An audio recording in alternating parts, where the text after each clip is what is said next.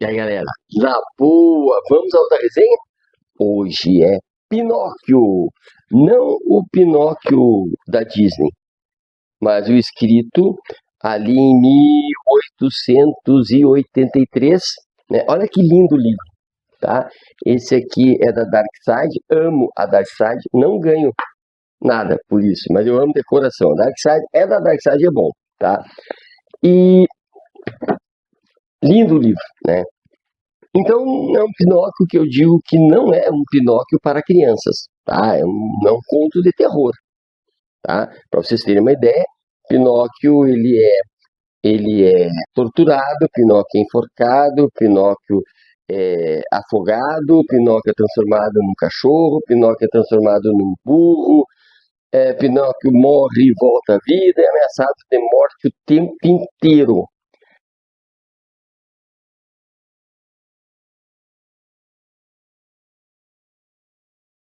Então, não aconselho para criança esse Pinóquio, tá?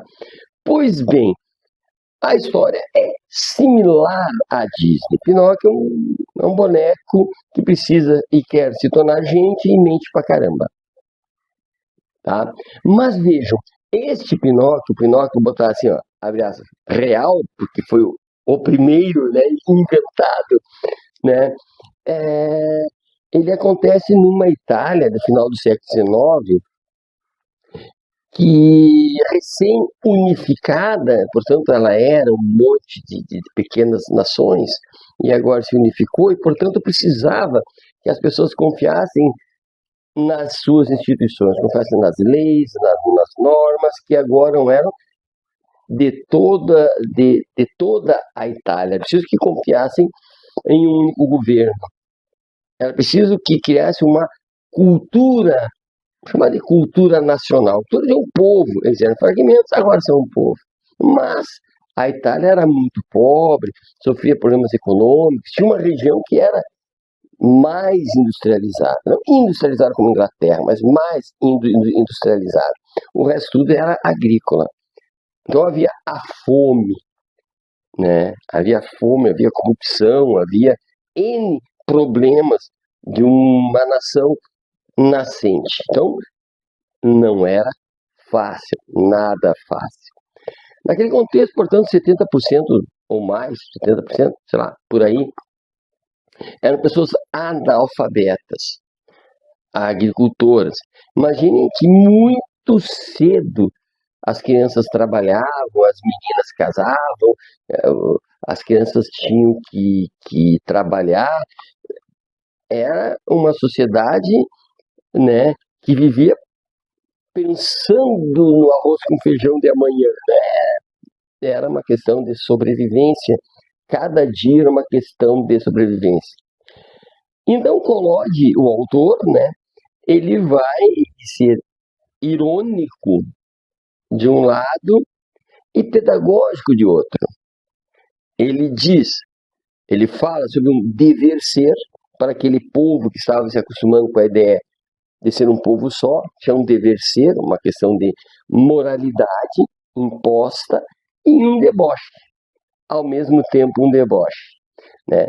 Então, veja bem, para vocês terem uma ideia, eu, chega a ser engraçado, Pinóquio, tempinho, horas depois de se tornar um boneco, aparece o grilo falante que vai dar aqueles conselhos. O que o Pinóquiozinho faz? Pega um pedaço de madeira, atira no grilo e mata o grilo. Então o grilo falante morre já de cara. Mas aparece 4 vezes. Aqui ele morre e 3 outras como fantasma, sempre lá dando seus conselhos, mas ele morre. Então Pinóquio não perdoa. Talvez ele tenha errado esse Pinóquio, foi sem querer, mas ele acaba matando, né? Pinóquio não é uma criatura fácil, porque se de um lado tem o Gepeto, o pai dele, né, que o ama, que o acolhe, né? Ele é um resistente. Pinóquio é um resistente. Ele, ele representa uma cultura, um jeito de ser que estava estabelecido e que precisava ser diferente. Por que eu digo isso? ele quer o ócio, ele quer a brincadeira, ele o tempo todo está correndo atrás de comida, o tempo todo está correndo atrás de uma roupinha, né?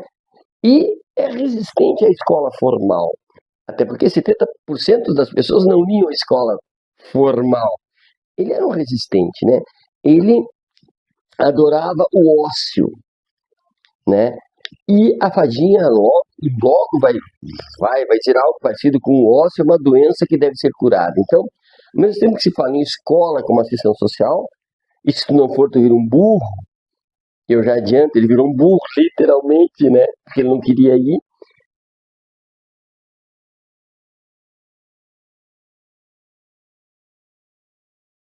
Ao mesmo tempo que a escola é preciso também o trabalho. Não se pode ter o ócio. E é evidente que, para evitar esse trabalho descomunal desde cedo, e para evitar a formatação da escola, ele então mente. Mas ele não mente sozinho. É muito interessante. Ele é um sujeito pobre, de um pai pobre, rodeado de pessoas pobres. E essas pessoas pobres, muitas delas dão mau exemplo, dão más sugestões ao Pinóquio, mas são pessoas pobres. Percebam que quando ele não vai para a escola, tem um conjunto de crianças, mas são muitas crianças, que dizem para ele: não vai para a escola, deixa de ser bobo, vamos para um país, para um lugar onde todo mundo brinca o tempo inteiro.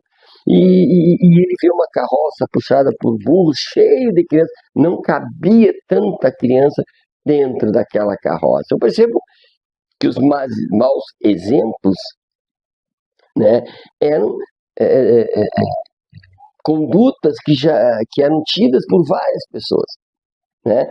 Então várias pessoas pensavam assim, diziam para o Pinóquio, e o Pinóquio, que já queria o ócio, né? Já queria não ir à escola, ele se sentia seduzido e, portanto, seguia.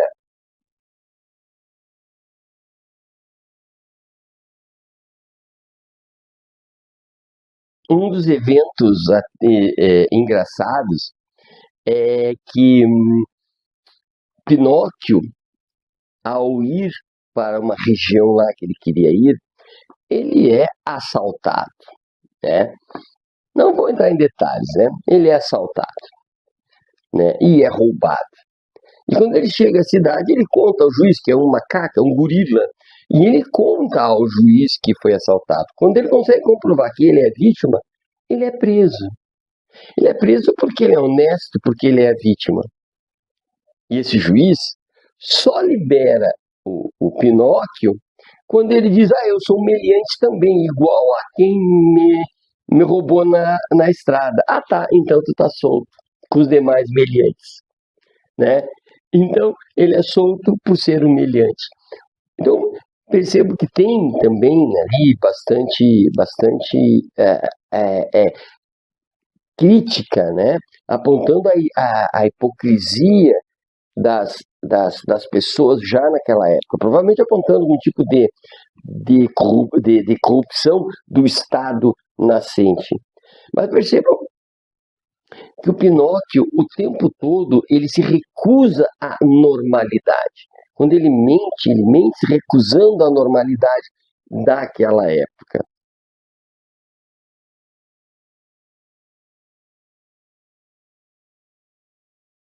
Então vem as punições.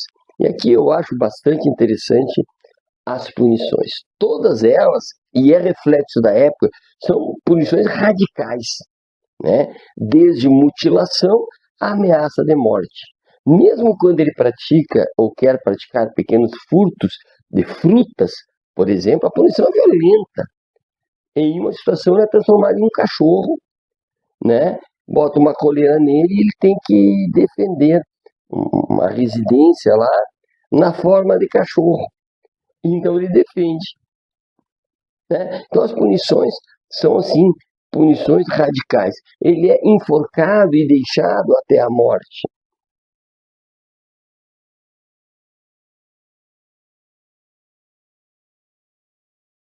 A fadinha é interessante. A fadinha, depois a gente vai perceber que ela realmente ela é muito amorosa, tanto quanto o Gepeto.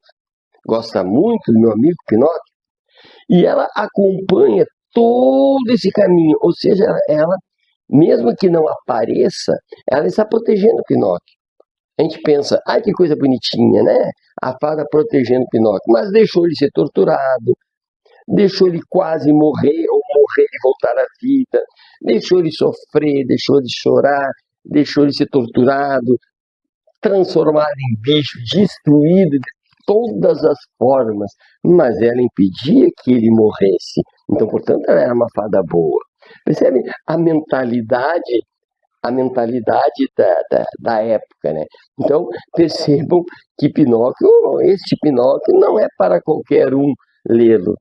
Então ele vai se transformando, ele insiste várias vezes na mentira, ele se autoprotege, ele quer ser um sujeito dado ao ócio, ele quer ser um sujeito que brinca, ele quer ser um sujeito criativo, ele quer ser um sujeito que não vai para a escola. Esse é o desejo dele. Mas a sociedade da época cobra dele, a fadinha cobra dele. Para ele ser gente, ele tem que se adequar às necessidades sociais da época. E, portanto, à medida que ele vai, entre aspas, pensando no outro, cuidando do pai dele, principalmente do Gepeto, né? Ele começa a cuidar do outro, ou seja, ele vai se adequando. Na verdade, ele cuida do outro, mas ele também vai para a escola. Né? Ele está cuidando do outro, mas também ele trabalha. Ele vai percebendo como é viver em sociedade. Então ele só vai ser gente, só vai ser promovido à condição de gente quando ele está adequado, quando ele está moralizado, quando ele é retilíneo e previsível, então ele está autorizado a ser pessoa. Antes disso, antes de estar adequado, ele é um boneco. Ele pode matar, pode torturar, não tem problema nenhum. Está liberado. Mas quando ele se adequa, fica show de bola, fica um cidadão. Então, a partir daí ele vira gente. Não fala, claro, mas eu imagino que virando gente, então a legislação da época o protegerá. Porque antes não protegia porque ele era um boneco. Né? Então, percebam que é uma história pesada, densa, vale a pena. Vale a pena ser lido para entender um contexto histórico da época e também para fazer ali uma comparação com o Pinóquio da Disney e também para a gente perceber como é uma mentalidade punitiva, como tinha na época, né? E que muita gente hoje ainda é esse punitivismo, bandido bom é bandido morto e tal. Ao ler Pinóquio, bandido bom é bandido morto. Né? Mas quem é o bandido do Pinóquio? É todo aquele que não está dentro da norma. Trabalhar, obedecer a regra, estudar e adequar-se. Né? Então, indico o livro e espero que vocês leiam sob essa perspectiva e contem para mim. E me sigam, por favor, e me contem quando vocês lerem, se vocês concordam comigo. Abraço e até a próxima.